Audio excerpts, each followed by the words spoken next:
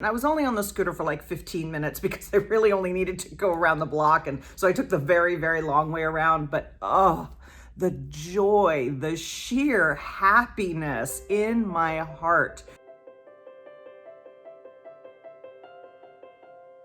Learn the ways of the goddess and accomplish much more with so much less effort.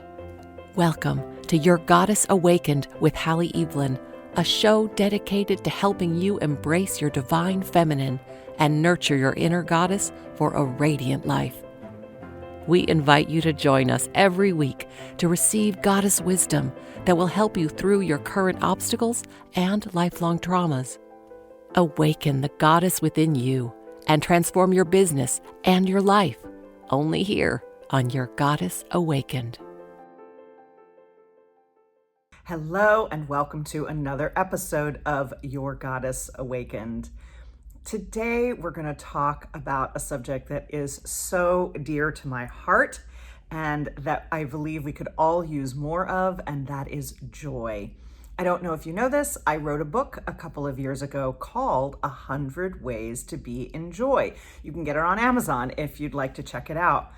I want to share though what caused me to write the book and see if this is something that will resonate with you as well. So here I am coaching people and asking a very simple question when I'm trying to find out like what areas of their lives are in alignment and what areas of their lives are out of alignment and need improvement. And the question that I'm asking is, what are 3 ways that you are in joy? What are 3 things that you do to bring joy into your life? And at the other end of the phone, it's crickets. Like nobody's telling me anything. And I'm thinking to myself, really? We like, you don't have a single way? This is such a dearth of what for me feels like it could be obvious, it could be easy, it could be simple.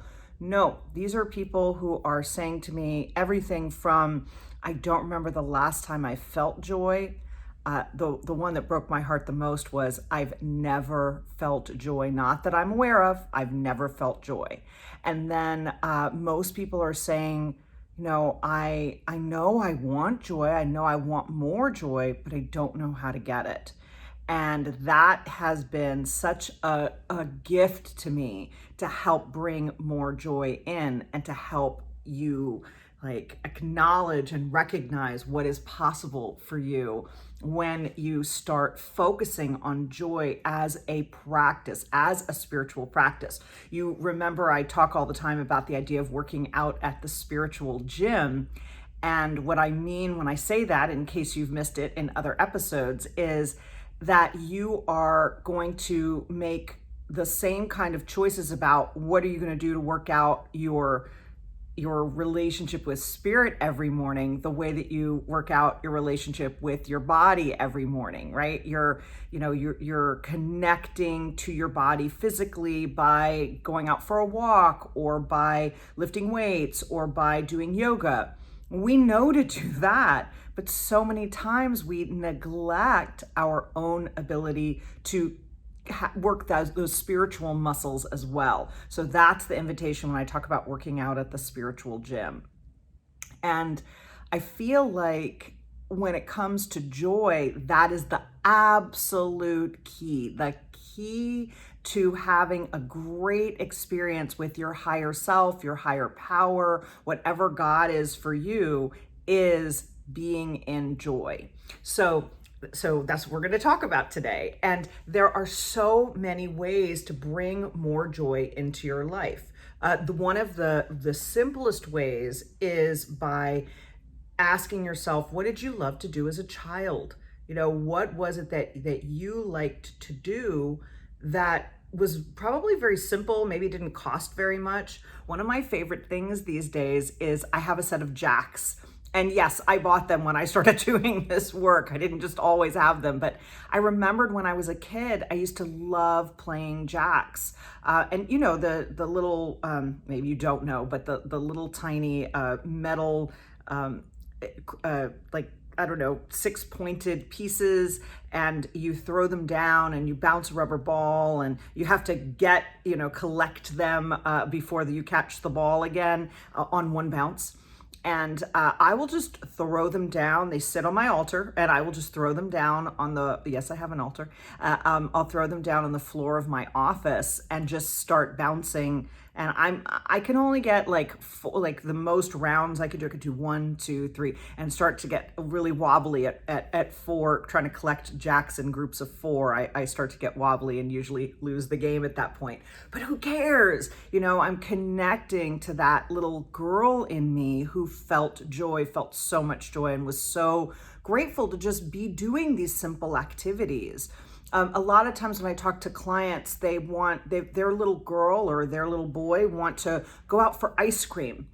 You remember when you were a kid, you got taken out for ice cream when you did something good. At least most of us did. Or you got taken out for some kind of a treat. Now, we have to be careful because we don't want to necessarily associate food. If food is a trigger for you, you don't want to associate food with rewarding yourself, because that can set up something that's dangerous for you. So you decide what's right. And now, I struggled with weight issues for most of my life, and it's been such a joy to give that up in favor of, what does my body desire right now? What am I craving right now? I'm staying at one of my favorite hotels this weekend. We're having terrible plumbing problems at the house.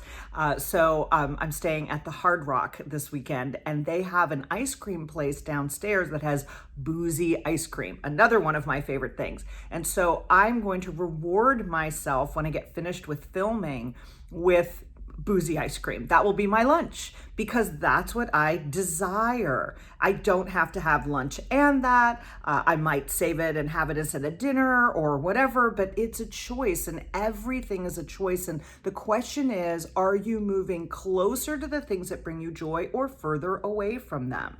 So if for you, ice cream is joy, go for it. And if it's not, then do something else. The point is that you're checking in with yourself. You're asking yourself, what do I desire and how can I have more of that? And when you choose what you desire and you move toward it, you are moving closer to the reasons that we have come to this planet. The other day, I met with somebody, and post-COVID, oh my goodness, it was my first hint of post-COVID, because I was able to have an in-person meeting. It was a blind coffee date with a wonderful woman who's also a coach, and we met in person. And I drove about 40 minutes, I think, in traffic, and I didn't care. I was so happy to meet her. And it was in a wonderful area of Miami called Brickell that has gotten really built up since I moved to Miami. And it's just lots of high rises, but imagine like if New York and a beach community had a baby, like, Manhattan and a beach community, that would be kind of the way that I feel about Brickell.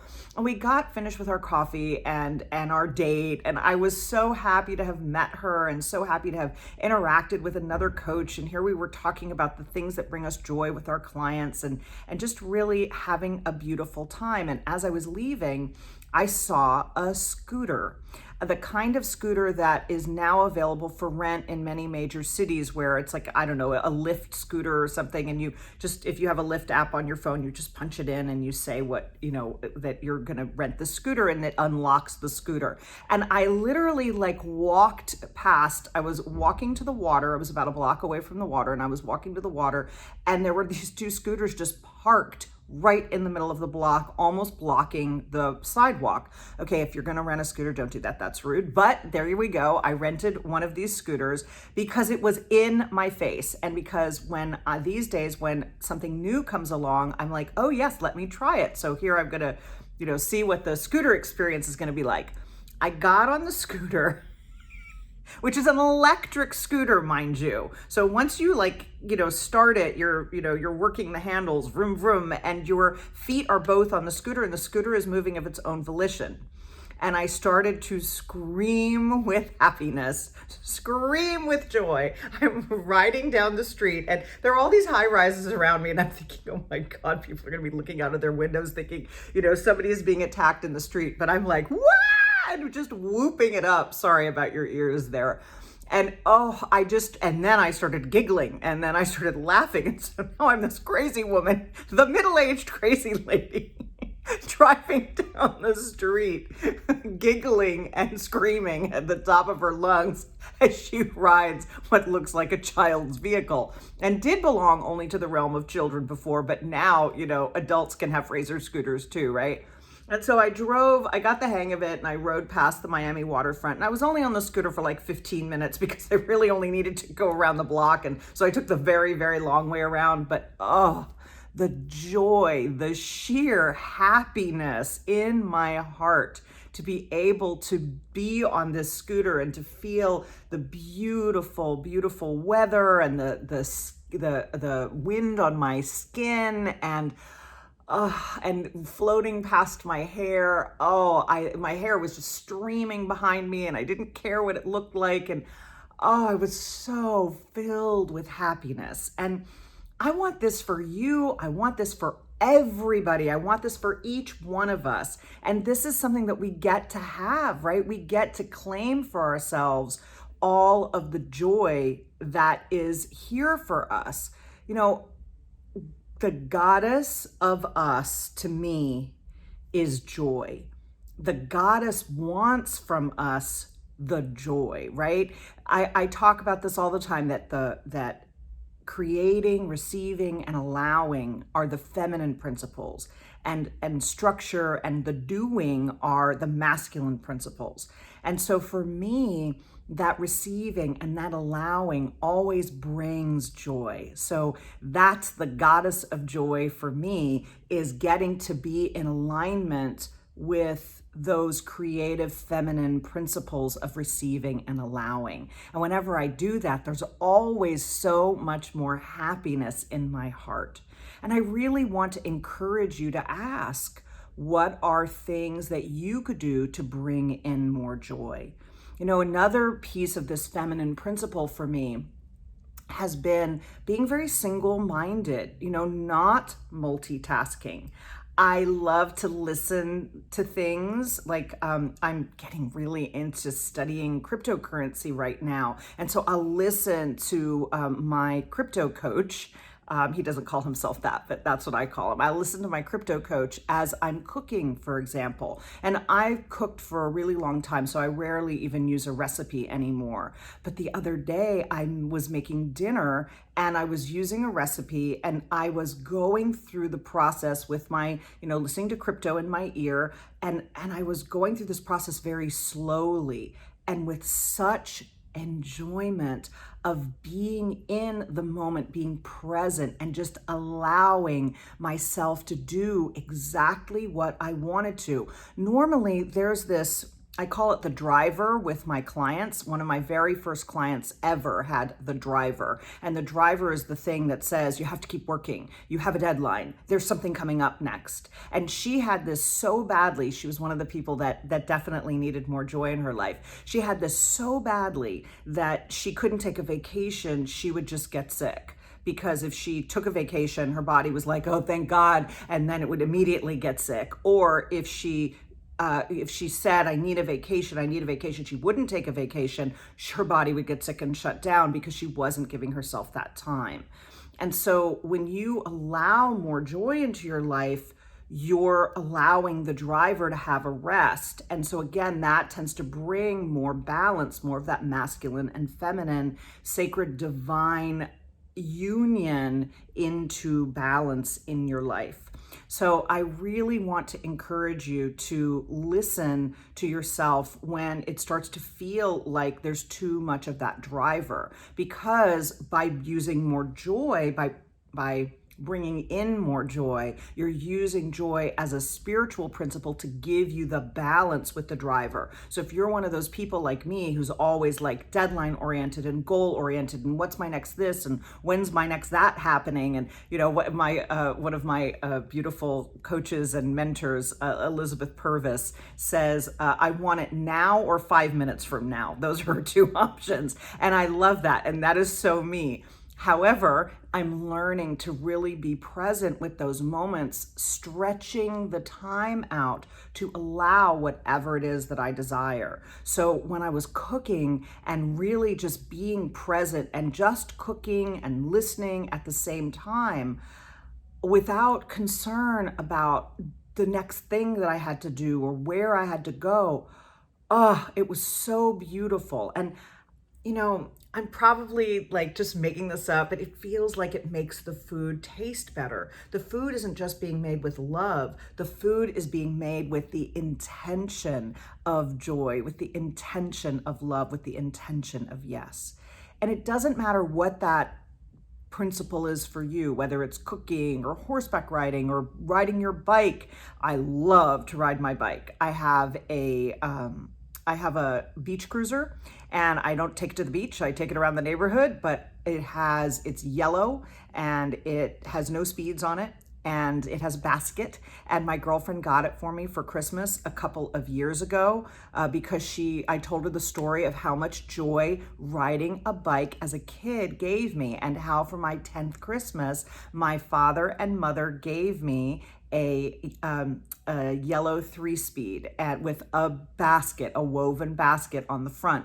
And that Christmas that she gave me this beautiful beach cruiser, I thought my heart would burst with joy. But taking it out every day and just being on that bike for a half an hour, which I do about 3 or 4 days a week or 5 days a week if I can, it resets me completely. So these are just some ideas for you.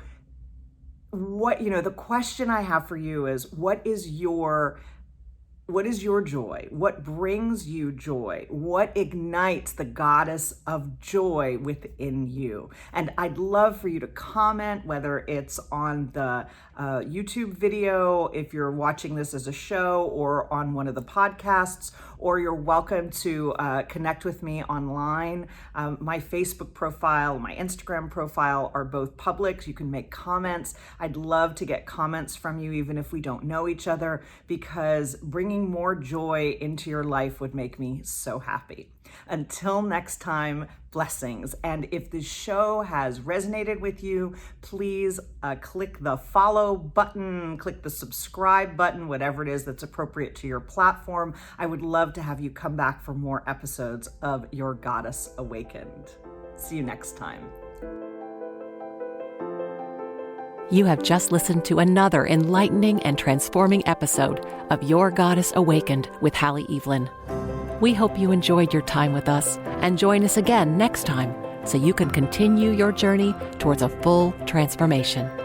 For additional resources and to learn more about working with Hallie Evelyn, visit HallieEvelyn.com. Receive more, do less, and love your life. Only here on Your Goddess Awakened.